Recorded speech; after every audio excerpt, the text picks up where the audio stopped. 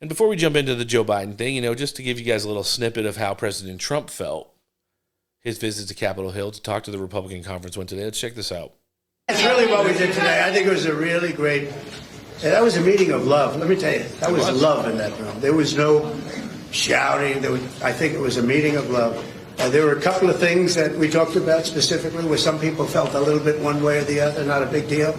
And I covered them. It wasn't so much a speech. I covered certain points.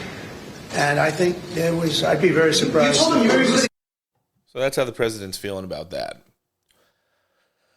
Listen, I think it's going to be a lot of grandstanding and overtly these Congress people showing how they fought for their districts heading into the end of this thing's time up on Capitol Hill before we get to a floor vote at some time later this week, hopefully. They're aiming for Thursday and get this thing over the finish line, honestly.